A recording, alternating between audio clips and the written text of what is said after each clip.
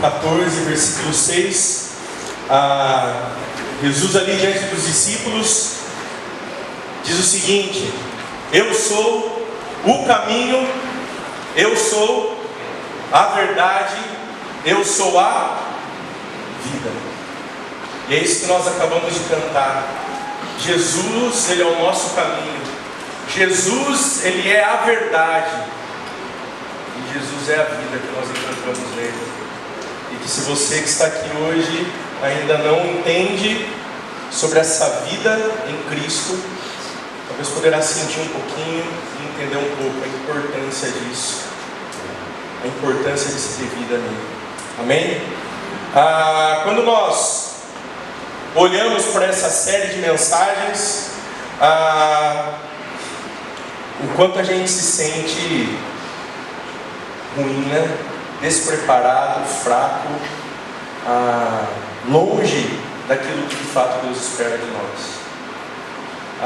Enquanto eu meditava essa semana, eu olhava ainda mais para dentro do meu coração e falava: Deus, preciso muito ainda do Senhor, muito mesmo.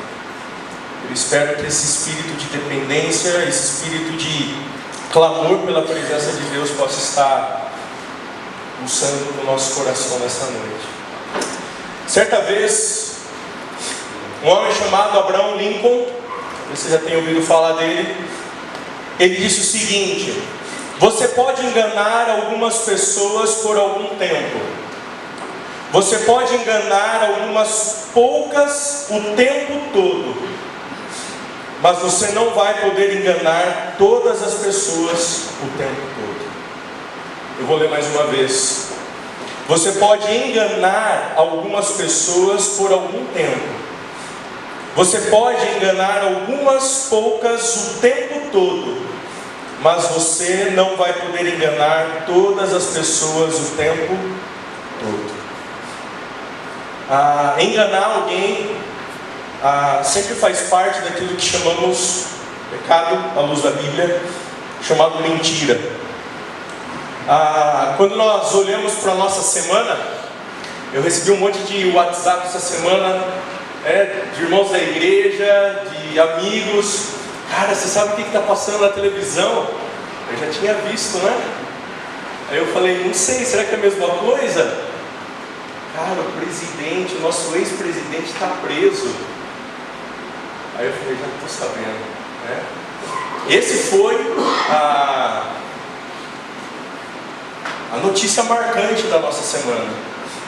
O nosso segundo ex-presidente indo parar atrás das grades numa prisão. Nunca na história do país isso veio acontecer e nós estamos vivendo isso, né? E quando nós olhamos para isso, nós olhamos pessoas que estão envolvidas nesse cenário, que enganam através da mentira para tomar de mim, tomar de você, né? E de tantas e tantas pessoas que trabalham e que vivem a sua jornada aqui nesse mundo. Essa semana eu tive a infelicidade, eu não sei quem, mas alguém entrou na minha casa e roubou as minhas ferramentas. Aí quando você olha aquilo lá, vem um sentimento assim de tristeza, mas ao mesmo tempo comecei a ficar irado, bravo. Aí eu falei: comprar outra, né? Fazer o quê? Mas esse sentimento vai ser um pouquinho daquilo que nós vamos conversar um pouquinho nessa noite, de pessoas que estão na jornada de santidade, onde Deus estabeleceu algo para essas pessoas buscarem e viverem. Durante essa jornada há tropeços. Nós vamos olhar para um homem que tropeçou durante essa jornada na qual Deus estabeleceu para ele. Mas pensando rapidamente, eu queria ler um texto antes de nós irmos para o nosso texto principal dessa noite. Está no Evangelho de João também, capítulo 8, e nós vamos ler o versículo de número 44. A mentira tem feito parte da boca de muita gente, até mesmo daqueles que se dizem cristãos. E quando nós olhamos para um texto desse, Evangelho de João, capítulo 8 e o versículo 44, algo precisa nos chamar muita atenção no que se diz respeito a esse assunto. Olha só, vocês são do diabo, que é o pai de vocês, e querem satisfazer o quê? Os desejos dele. Ele foi assassino desde o princípio e jamais se firmou aonde? Na verdade, porque nele não há verdade. Quando ele profere mentira, fala que é do que lhe é próprio, porque é mentiroso e ele é pai da mentira. Se tem alguém que é expert em mentiras, é o diabo, Satanás, inimigo de Deus, meu inimigo, seu inimigo. E ele está enganando desde o início. Desde lá do Jardim do Éden, ele enganou o primeiro casal e ele continua a nos enganar e a nos induzir a viver uma vida de engano. E pensando aqui especificamente nesse pecado, considerando então a questão da mentira. E quando nós olhamos para esse personagem, a Bíblia é bem clara em dizer aqui nesse finalzinho de texto que ele é o pai da mentira. E eu creio que quem se compactua com isso se torna filho desse personagem aqui, diante da busca incessante de viver aquilo que ele ensina. E ensina muito bem que é mentira. Nós vamos então olhar para um homem nessa noite chamado Acã, e eu queria convidar você a voltar os seus olhos para o Antigo Testamento, para o livro de Josué, capítulo 7. Livro de Josué, capítulo 7. Nós não vamos conseguir fazer a leitura de todo o capítulo, porque nós precisamos também ler alguns versículos do capítulo 8. Mas eu queria que você lesse na sua casa, ok? Então, durante essa semana, releia de novo esses dois capítulos. Vão ser fundamentais para que possamos fixar aquilo que nós vamos meditar e refletir juntos nessa noite. Mas antes de nós lermos esses textos, nós precisamos nos lembrar um pouquinho do contexto e um pouquinho do cenário no qual essa história acontece. O povo de Israel havia ficado 400 anos escravos no Egito. Deus os liberta e eles estão indo à terra de Canaã, a terra prometida. Chegando lá, alguns homens entram, espiam a terra, voltam. 10 deles reclamam e falam: poxa, Deus nos trouxe até aqui e a gente vai morrer. Tem gigante nessa terra, não vai rolar. Mas Josué e Caleb têm uma outra percepção dessa avaliação. Mas Deus, diante desse cenário, Ele então diz que o povo, toda aquela geração iria morrer no Egito. Então o povo de Israel anda pelo deserto durante 40 anos. 40 anos. Até que toda aquela geração se vá. Para que então nós olhemos então para essa história, onde Josué, Moisés era o líder naquela época, e agora Josué é o líder do povo. Aquele que entrou na terra e falou: não, temos condições sim, Deus está conosco. Mas o povo não creu nele. E quando nós olhamos então no capítulo 6, Israel invade então o primeiro território, com vitória, cidade de Jericó, e ali então começa a avançar e a entrar em tudo aquilo que Deus havia prometido para eles como território. E quando nós olhamos então para esse cenário, antes então do povo entrar, nós temos então um famoso livro chamado Livro de Deuteronômio, que é a lembrança da lei dada a Moisés para o povo. E quando nós pensamos em Israel, nós precisamos nos lembrar que Deus havia dado a missão dele para Israel de ser bênção a todas as nações. Israel era o exemplo. Israel, as outras nações iriam olhar para esse povo e ver que esse povo era diferente. Sua maneira de viver, a sua maneira de tratar a espiritualidade, a sua maneira de agir politicamente, a sua maneira de trabalhar, tudo iria ser um reflexo da majestade do Deus a quem eles serviam. E aqui está só no início dessa missão. encontramos então o primeiro ato, para invadir. Agora nós encontramos então esse segundo ato que nós vamos ler agora então, pós a invasão aqui de Jericó. Acompanhe comigo então a partir do versículo 1. Diz o texto: mas os filhos de Israel foram infiéis em relação às coisas condenadas, porque Acã, filho de Carmi, filho de Zabdi, filho de Zerá, da tribo de Judá, pegou para si uma parte das coisas condenadas. A ira do Senhor se acendeu contra os filhos de Israel. Josué enviou alguns homens de Jericó até a cidade de Ai, que está junto a Bet-Aven, a leste de Betel, e lhes falou dizendo: vão e espiem a terra.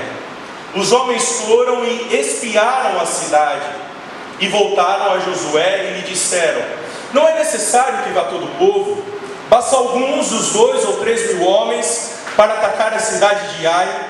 Não fadigue ali todo o povo, porque são poucos os inimigos. Assim, apenas uns 3 mil homens do povo foram até lá, os quais fugiram diante dos homens da cidade de Ai. Os homens dali mataram uns 36 deles, e perseguiram os outros desde o portão da cidade até as pedreiras, e os derrotaram na descida. E o coração do povo se derreteu e se tornou como água. Versículo de número 7. E Josué disse: ah, Senhor meu Deus, por que fizeste este povo passar pelo Jordão, para nos entregardes nas mãos dos amorreus, para sermos destruídos? Antes tivéssemos nos contentado em ficar do outro lado do Jordão. Versículo 10. Então o Senhor disse a Josué: levante-se, porque você está assim prostrado sobre o seu rosto. Quebraram a minha aliança, aquilo que lhes havia ordenado, pois tomaram das coisas condenadas, furtaram, mentiram e até debaixo da sua bagagem o puseram. Versículo 13.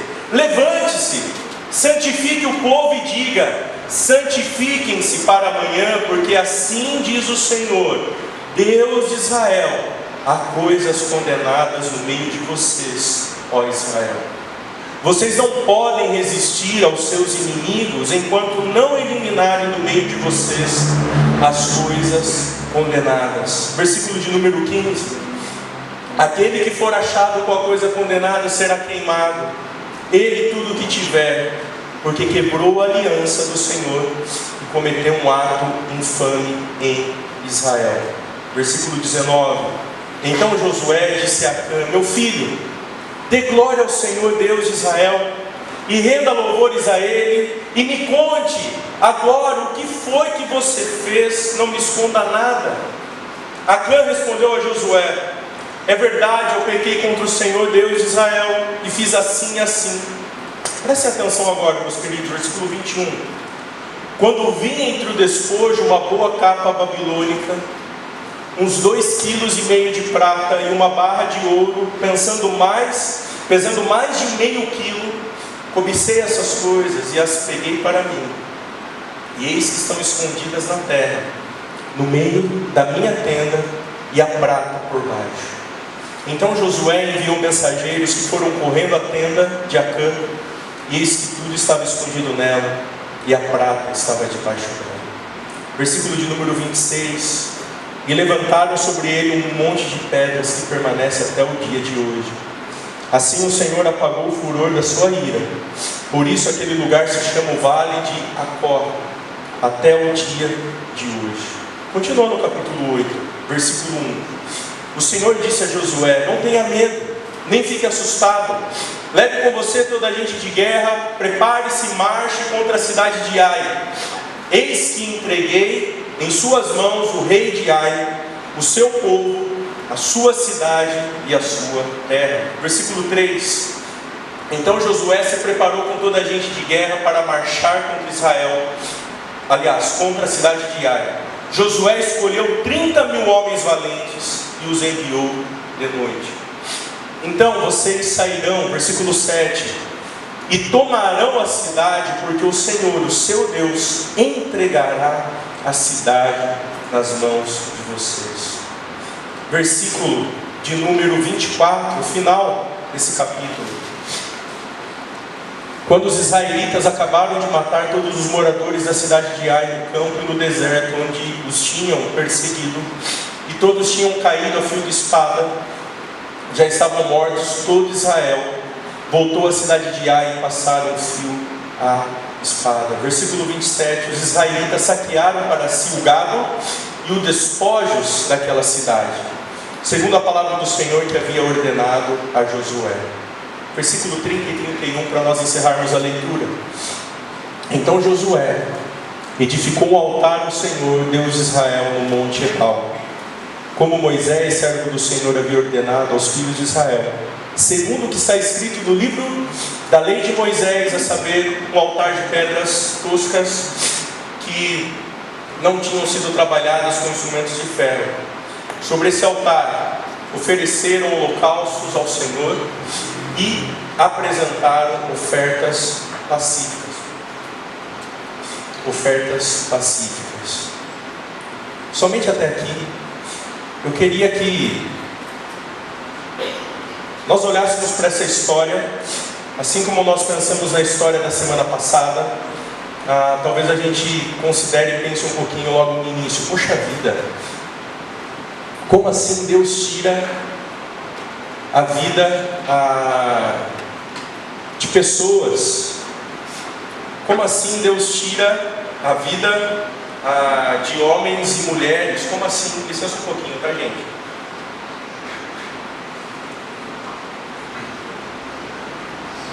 Estou orando durante todo o dia para isso não atacar. Resolveu atacar no final da tarde. Vamos lá. Assim como eu estava dizendo, o povo de Israel, nesse exato momento, eles estão diante desse cenário, diante de guerra. E assim como nós ouvimos a semana passada, talvez num outro ambiente, Deus fala ali com aqueles personagens, os quais foram mortos pelo próprio Deus. E a gente sempre pergunta: poxa, como Deus fez isso? Como Deus tira a vida de pessoas? Durante a mensagem a gente vai relembrar um pouquinho porque Deus fez isso, porque Deus estabeleceu assim, dessa forma, ok? Então vamos lá. Quando nós iniciamos aqui o capítulo de número 7, a primeira coisa que nós já notamos de cara é que a ganância e a mentira acenderam a ira de Deus e removeram a bênção de Javé, do Senhor, o nome do Todo-Poderoso, sobre o povo. Alguém mentiu, um ganancioso acendeu a ira de Deus. Alguém que não havia compreendido a lealdade necessária com a aliança de Deus. E os motivos então de se quebrar essa aliança está atrelado a esses dois pecados, que é a ganância e que é a mentira. Deus esperava do povo lealdade absoluta, porque o povo, ele havia dito o quê? Sim, nós queremos ser o seu povo, Deus. Vocês querem ser o meu povo? Sim. Então, vou criar uma lei, está aqui a lei para vocês, e a partir de agora vocês vivem baseados no quê? Nessa lei.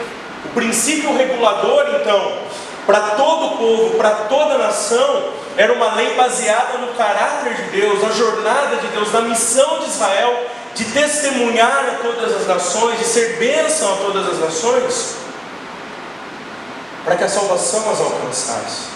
Gente, mas olha só que frustrante, porque eles estão entrando ainda na terra, e é o segundo momento de guerra, e o que eles já fizeram? Já pisaram na bola. No segundo momento, onde eles precisam mostrar lealdade ao Senhor, eles não mostram lealdade. Deus pediu a Israel que fossem santos, como o Senhor é santo. Deus pediu a Israel que fossem obedientes ao Senhor em todo o tempo. Mas Israel, então, por meio de um único homem, chamado Acã, decidiu viver de forma gananciosa. Esse primeiro versículo é a síntese bem rápida de tudo aquilo que a gente vai ver agora, de uma forma bem rápida, à luz desse conteúdo maravilhoso aqui que Deus nos deixou na sua palavra. Quando nós então avançamos o texto e olhamos o versículo 2 até o versículo 5, nós vamos ver que Israel se mostra autoconfiante, age e é derrotado. Quando nós olhamos para o capítulo de número 6, quem estava direcionando o povo a guerrear era quem? Deus. Deus direcionou o povo, Deus arquitetou o plano de como iria invadir, de como iria derrubar as muralhas de Jericó, que as pessoas não conseguiam entrar, invadir aquela cidade. Deus arquitetou, Josué ouviu, baseados então no plano, eles invadiram com a bênção do Senhor, conseguiram, salvaram a famosa mulher chamada Raabe, a prostituta, e toda a sua família. Só que agora, do versículo 2 a 5, nós não vemos Josué em nenhum momento fazendo o quê? Conversando com Deus. Eles estão nesse exato momento demonstrando que eles estão autoconfiantes diante do quê? Daquilo que acabou de acontecer em Jericó. E eles querem invadir essa cidade de que forma? Confiando na sua força, no seu poder, no seu braço. E o que podemos observar é que Josué envia os espias sem consultar Deus. O povo não orou a Deus e nem sequer consultou o Senhor dos Exércitos sobre qual plano executar. A terceira coisa, o povo se achou superior ao povo de Ai e o subestimou. Os espias chegaram e falaram: poxa, era só um pouquinho aí que você vai resolver rapidinho. Vocês viram quanto eles levaram da próxima vez? 30 mil, 3 mil na primeira. Como assim? Quarta coisa, o povo agiu sem a direção do Senhor. O povo foi derrotado e o povo perdeu a confiança. E o que começou a fazer então? No finalzinho aí do versículo 5, e o coração do povo se derreteu e se tornou como água. Você já se sentiu frustrado de algo que você planejou, idealizou para viver, e de repente você vê que nada deu certo? Nada daquilo que você pensou e considerou, de fato, Deus o abençoou, Deus o direcionou, Deus o conduziu. E talvez isso aconteça na nossa vida porque às vezes agimos como Josué e como todo o povo, que não ora, que não pede direção, que pensa sem a orientação de Deus, que caminha sem Deus, que vive então subestimando: olha, eu consigo. E aquilo que eu sempre digo para vocês, o evangelho de autoajuda, ou talvez os livrinhos de autoajuda, onde conduzem cada um de nós quando nós lemos que todos nós conseguimos, porque nós podemos. Será? Sem Deus, será que nós podemos? Sem Deus, será que nós conseguimos caminhar e viver a jornada de santidade na qual Ele estabeleceu? A jornada, a missão era para todos, só que a falta de santidade no âmbito da confiança havia sido removida e perdida, até mesmo pelo líder espiritual, naquele exato momento da nação. A confiança é necessária para a nossa jornada espiritual, e a confiança produz em nós coragem. Quando nós perdemos confiança, nós não temos coragem para avançar. E o povo aqui decidiu caminhar sem a confiança no Senhor, mas confiando em si mesmo. Em si mesmo. E quando nós olhamos para o texto, os questionamentos de Josué, eles são o quê? Uma lista. Mas Senhor, sermos derrotados? Mas Senhor, olha só o que aconteceu com o povo, morreu aproximadamente 36 pessoas. E agora, Deus? Josué está ali o quê? Questionando Deus. Questionando Deus em todo o tempo. Posso assim dizer, nesse pedaço da história. Mas, quando nós olhamos o versículo 6 até o versículo 15, nós vamos ver que a vergonha da liderança por conta da derrota faz com que o Senhor revele o âmago do problema. Então existia um problema para que as coisas estivessem da forma como estão. Primeiro, a liderança confiou em si mesmo, o povo também confiou em si mesmo, partiram para a guerra, se frustraram. Só que agora, Deus olha para a situação, olha ali Moisés lamentando, o povo lamentando. Espera um pouquinho, Josué. O problema também não são só as suas atitudes, mas alguém do povo pecou. Alguém do povo pecou e está vivendo em pecado e ninguém sabe, mas eu sei. E é interessante como Deus faz. Os queridos, Deus revela cada detalhe de como havia acontecido e aonde estavam as coisas. Isso me faz lembrar rapidamente do Salmo 139, que nós nunca podemos ou possamos perder de vista que Deus está em todos os lugares. Deus é onipresente, Deus é onisciente. Em nenhum lugar nós podemos nos esconder da presença de Deus. E esse homem chamado Acã, ele tentou fazer o quê? Se esconder da presença de Deus. Mas Deus vê todas as coisas. Deus sabe de tudo. Deus sabe se você está prestando atenção no que eu estou falando agora ou não. Deus sabe se você já está pensando nos problemas da sua semana ou não. Deus sabe se você está aqui nessa noite ansioso ou não. Deus sabe de tudo. Deus é conhecedor de tudo. E Deus é conhecedor de todos os nossos pecados.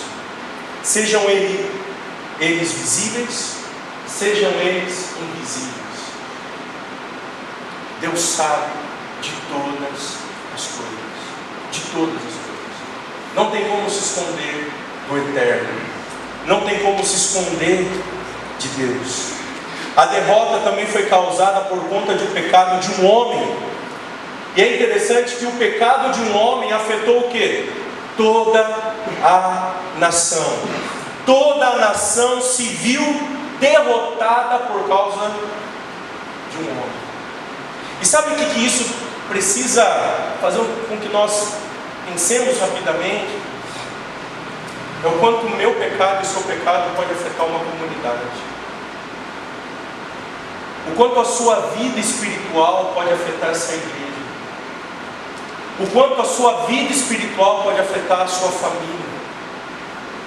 O quanto a sua vida espiritual pode afetar o seu trabalho.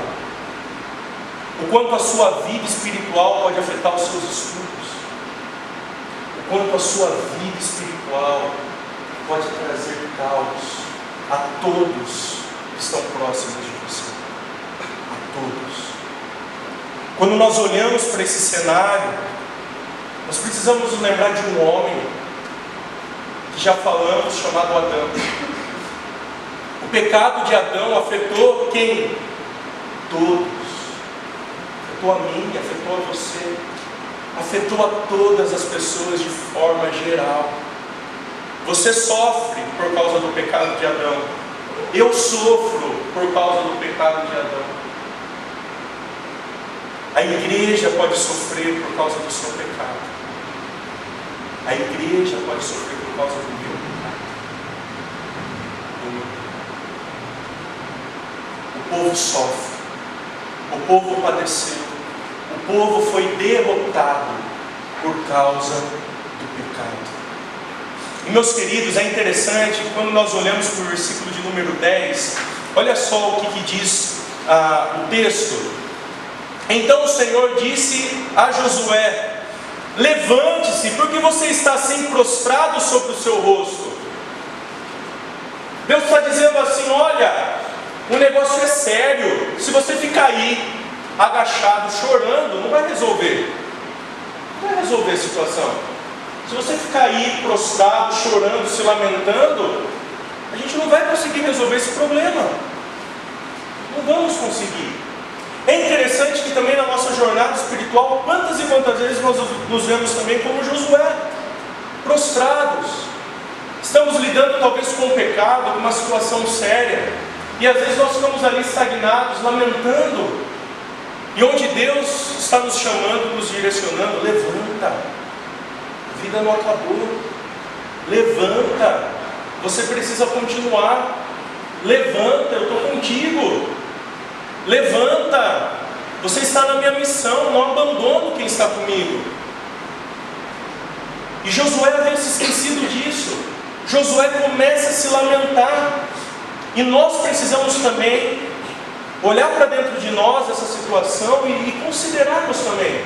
Quantos de nós, muitas vezes na nossa jornada, à luz do pecado, nos entregamos ao pecado, de tal forma que achamos que não há solução, que não há retorno, que não há salvação, que não há como reverter.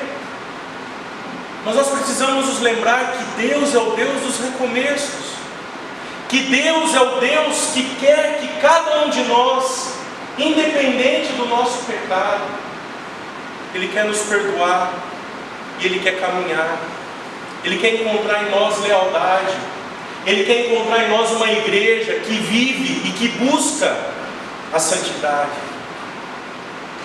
Deus quer ver em mim e você, homens e mulheres, que se compactuam com a sua aliança, com a aliança da graça, a fim de que sejam bênção a todas as nações. Acã trouxe maldição para si e para o povo. E meus queridos, quando nós olhamos para o capítulo anterior, capítulo 6, versículo 18 e 19, nós encontramos a ordem. E por que isso não podia ter acontecido? Acompanhe comigo, por favor. Voltem as suas páginas do capítulo 6, versículo 18 e 19. Diz o seguinte: mas fiquem longe das coisas consagradas, não se apossem de nenhuma delas, para que não sejam destruídos.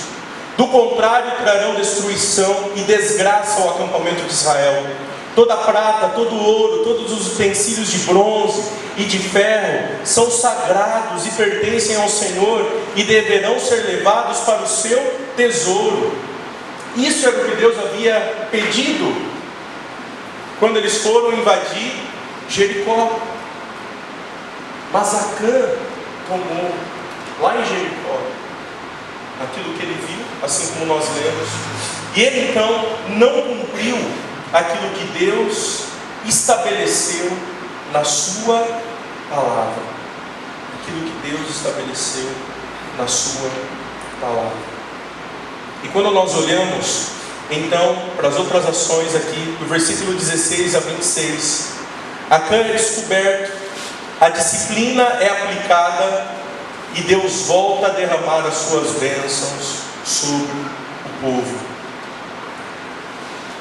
Deus disse que iria revelar o pecado daquele homem. Deus disse que era para Josué se levantar e ir em direção ao povo, que ele iria revelar, porque eles haviam perdido. E eles encontraram então esse homem.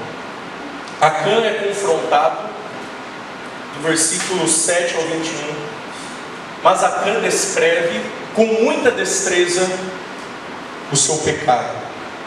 E eu queria aqui que nós observássemos 4 verbos, do versículo 20 a 21, do pecado de Acã. O primeiro é que ele vê uma capa, ele vê o ouro, ele vê a prata. A segunda coisa que ele faz, ele deseja. Ele vê aquilo e deseja no seu coração. A terceira coisa que ele faz, ele toma. Ele pega aquilo. Não só pega, como a quarta atitude, ele esconde. Ele vê, deseja, toma e esconde. Isso é progressão do pecado. Pecado esse que também ocorre dessa forma quando pecamos na nossa vida. Olhamos para aquilo que queremos, desejamos no nosso coração, então tomamos e depois escondemos, para que ninguém saiba, e achamos também que Deus não há de saber, e vivemos assim, quietinhos, como se ninguém soubesse. Quando nós olhamos para esse tipo de pecado, nós nos lembramos de um outro personagem em 2 Samuel capítulo 11, chamado Davi. Davi faz a mesma coisa quando ele adultera com uma mulher.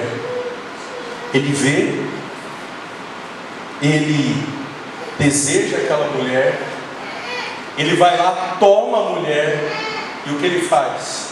Esconde. Ninguém precisa saber. Ninguém precisa saber. Ninguém precisa. Quantos de nós talvez estamos aqui hoje assim? Vimos algo, desejamos, tomamos e achamos que estamos escondendo.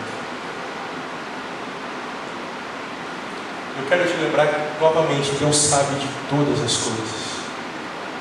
Deus sabe tudo aquilo que se passa na nossa mente, no nosso coração.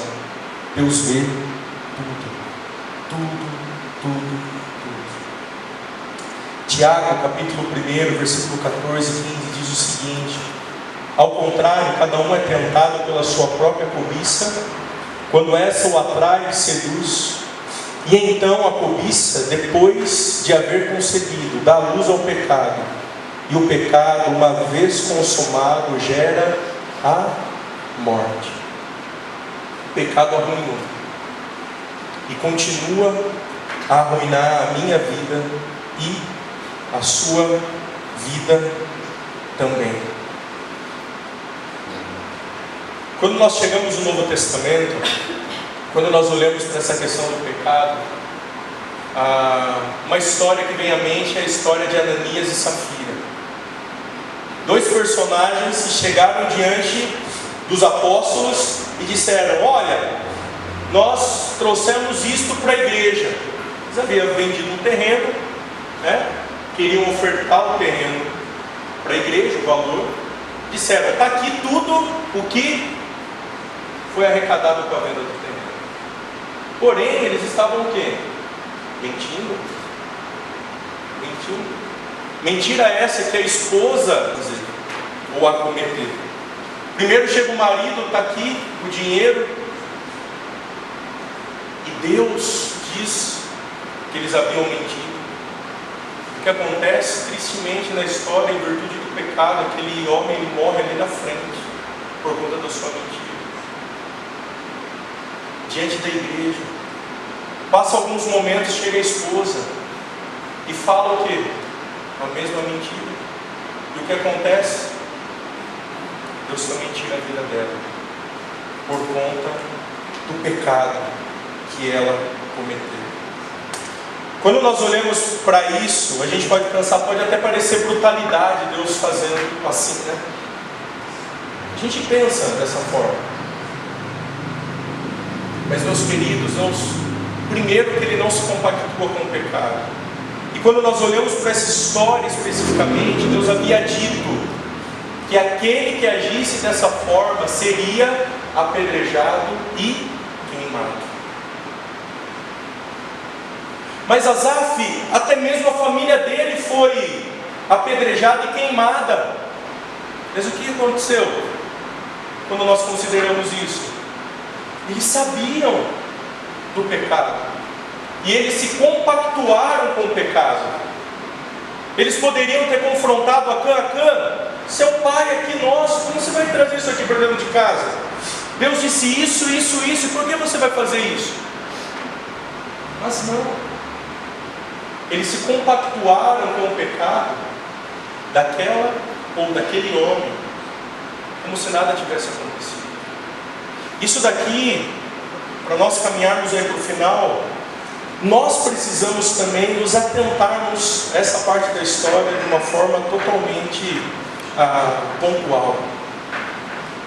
Quantos e quantos de nós sabemos de pecados, sejam eles pecados de pessoas da comunidade dos santos, seja dentro da nossa casa, seja no camarada do trabalho, aonde nós estamos. E às vezes nós estamos o quê? Em silêncio. Não confrontamos o pecado das pessoas. Na sociedade pós-moderna ainda, onde todo mundo diz que precisamos viver o politicamente correto, todo mundo está certo, e é isso aí. Será? Deus estabeleceu os princípios dele. Deus quer nos nortear à luz da sua palavra. Deus espera de nós lealdade. E o que aconteceu é que essa família se compactuou com o pecado desse homem chamado Acã. E nós precisamos nos atentar e pensar um pouquinho nesse exato momento. Será que talvez nós não estamos compactuando com pecados de outras pessoas, com o nosso silêncio? Será que você que está aqui hoje sabe de um pecado de alguém, ou talvez viu esse pecado dessa pessoa, ou até mesmo sabe de alguém que está precisando de ajuda, já falou contigo e você não se dispõe a caminhar e andar com essa pessoa, a caminhar lado a lado com ela, para conduzir ela à restauração? Meu querido, você se faz pecador como ela, quando você não confronta o pecado de pessoas que estão vivendo na prática do pecado. Isso se torna como uma dela. Será que você também talvez esteja assim hoje? Mas é difícil confrontar as pessoas, é difícil falarmos de assuntos às vezes tão delicados. Mas meus queridos, nós somos irmãos em Cristo. Nós somos chamados a viver a vida de santidade. Nós somos chamados a viver uma comunidade de contraste, onde eu e você estamos. Você precisa ser uma pessoa de contraste, onde todo mundo faça aquilo que bem entende. Você é diferente, sim. Você precisa viver os ideais de Deus, sim. Porque é isso que Deus espera de mim e de você. Mas é difícil confrontar as pessoas. A gente precisa se lembrar que Deus já nos ensinou como fazer isso. O Evangelho de Mateus capítulo 18 diz como fazer isso.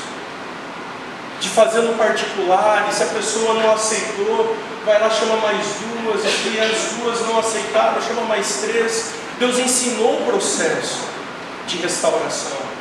E nós, igreja do Senhor, precisamos estar dispostos a sermos confrontados no Senhor, para que nós cresçamos em santidade, para a glória de Deus, cada vez mais. Considero o meu coração como pólvora, a mesmo ou a menos faísca da tentação pode incendiá-lo. Por isso me esforço para conservá-lo sempre úmido pelo orvalho do Espírito Santo. Mahaney disse isso: considero meu coração como uma pólvora, a menos faísca de tentação pode incendiá-lo, mas eu me esforço para mantê-lo úmido com a ação do Espírito Santo dentro de mim, dentro de nós. Quando nós olhamos para o capítulo 8, do versículo 1 ao 2, o Senhor garante a vitória e a sua graça de novo. Por quê? Porque o pecado foi tratado. Houve restauração, o povo entendeu. E a partir dali, Deus então caminhou com o povo. A segunda coisa, a estratégia de Josué aceita e dá resultado conforme a promessa do Senhor. Agora Deus e Josué planejam o quê? Juntos. E Deus diz para Josué: eu vou te dar vitória, porque você se lembrou de mim. A cidade de Ai é arrasada. E olha só, meus queridos, do versículo 29 a 30, os despojos de guerra são tomados. Acã, se tivesse esperado talvez teria levado os esforços para casa, mas não soube esperar. Acã, se tivesse controlado seu coração com o Espírito Santo, talvez não teria cometido esse pecado, clamado a ação de Deus, porque Deus permitiu que o povo trouxesse da segunda invasão. E a última coisa, a aliança é renovada apontando para a necessidade da obediência.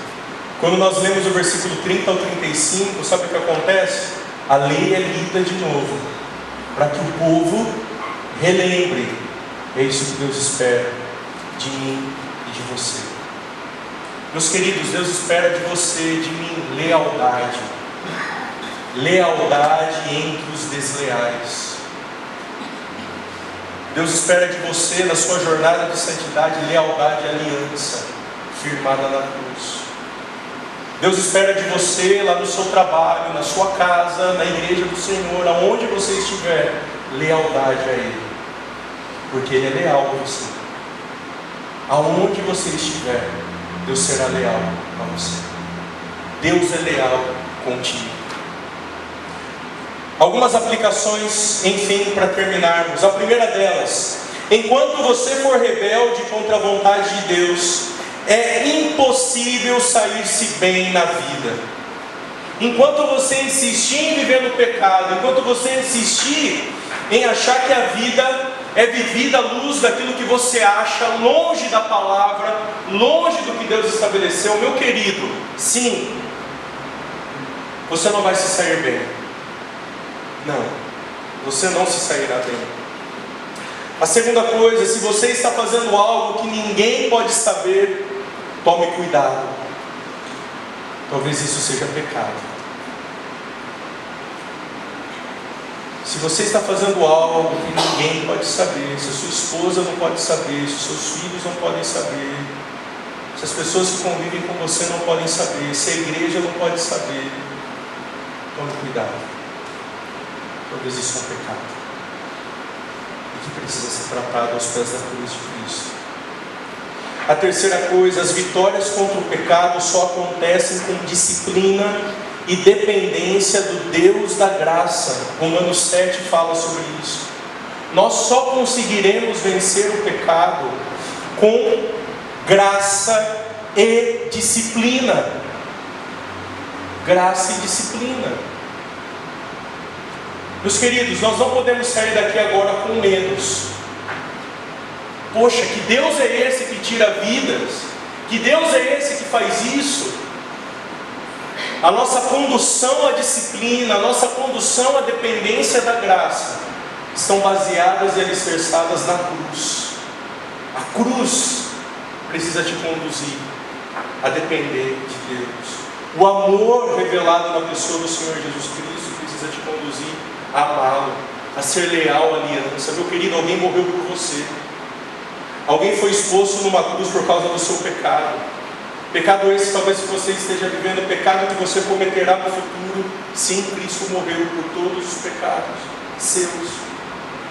E Ele espera de você lealdade, firmada no seu amor, que foi derramado na cruz do Calvário. A quarta coisa, cuidado com os caminhos mais fáceis. Precisamos viver os caminhos mais difíceis com coragem, pois Deus não nos trará vergonha. Isaías capítulo 50, versículo 7 fala sobre isso. Talvez nós, na nossa jornada, queremos os caminhos mais fáceis.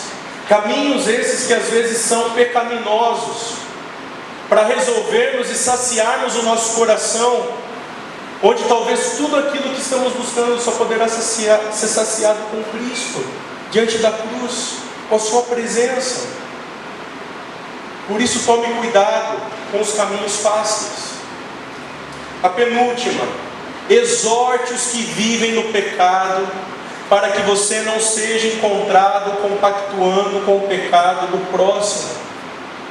Exorte as pessoas, ame, demonstre amor exortando o seu irmão. Demonstre amor me exortando. Deus espera de nós isso. porque senão a bênção dele não estará sobre nós. Não estará. E a última, na dúvida sempre, meus queridos, entre o certo e o errado, consulte a palavra de Deus. Na dúvida entre o certo e o errado, meus queridos, a palavra de Deus é o nosso leme, é aquilo que irá nos direcionar em tudo. Amém? Queria terminar dizendo: verdade ao Senhor nos outorga bênçãos baseadas em seu amor leal. A lealdade ao Senhor nos outorga bênçãos baseadas em seu amor leal. Seja leal ao Senhor e Deus te honrará. Deus te dará as bênçãos que Ele está pronto a derramar sobre a sua vida. Vamos orar? Senhor.